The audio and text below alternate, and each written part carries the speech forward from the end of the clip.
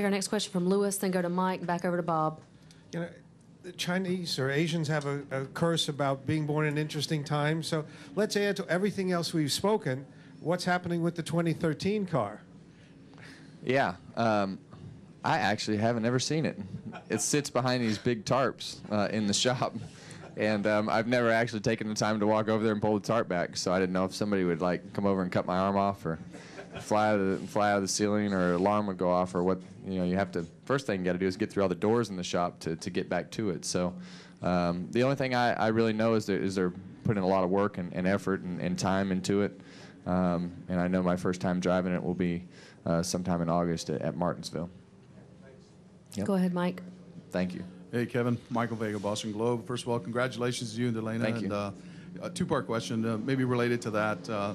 Being a NASCAR driver, were you required to drive your wife to the hospital? And how quick a ride was that for her? And then the second part is just related to the situation right now, the 17, parting ways. You guys went through that with, Clint to a certain respect. Did that create any awkwardness or any kind of, just not ill feelings, but just awkwardness, as he was getting ready to part ways, with the team? Well, first off, I did drive her to the hospital. I know that. The only part for me is it wasn't very fast because she was obviously in a lot of pain, and that was, like I say, partly my fault because I made her wait too long. But so we didn't make any real fast corners. We would go straight and fast, but we would slow down. And I'd been to the doctor's office several times, so I knew where every bump was. So I didn't get yelled at on the drive over, so that was my only goal. But I think when you talk about Clint's situation being similar to Matt's from this year, I think obviously, I don't know any of the situations between Richard and Clint or Jack and Matt. I would imagine that part of it is probably a little more tense than what the guys in the garage are dealing with. So I think once everybody knows the direction, it kind of just goes away after a week, and everybody just goes back into racing the car and doing their jobs. And most of these guys in this garage have been around it for a long time. So I think it doesn't seem like there's really any animosity from anybody in Matt's deal. So it doesn't seem like it should be that big of a deal. Was he still included in all debriefs towards the end there? He's going to a rival camp, and you guys are working on stuff at that point. Maybe any kind of developmental things that you were working on that he had to be kind of the team had to shield him from that.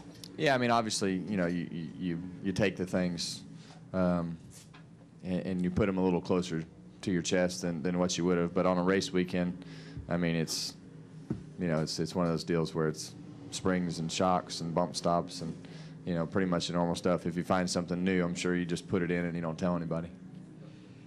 Okay, we'll go ahead with Bob. Were you prepared to miss that race at Daytona? Was there a time when you thought, I'm not going to run today? And then also, what are you going to do to make up for not getting her to the hospital in a timely fashion? I don't think I have to make up for anything because everything went really smooth. So I don't think we could have asked for it to go any better. But yeah, I was actually at home and prepared not to come back. If that situation had come to that point. So everybody knew where I stood on that. But I had gone home that morning. I had to take her home the morning of the race about 7:30, and I left I think I came back about 3 o'clock. So, but if things would have progressed in the direction that they did Sunday morning, I'd have just stayed there. You had already talked to the team about that, and I mean, no second thoughts, I imagine, about being with her.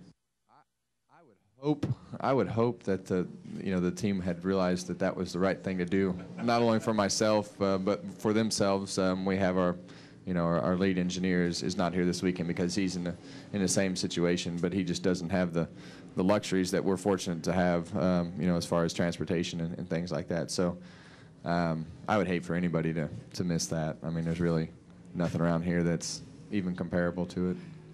That was the right answer, by the way.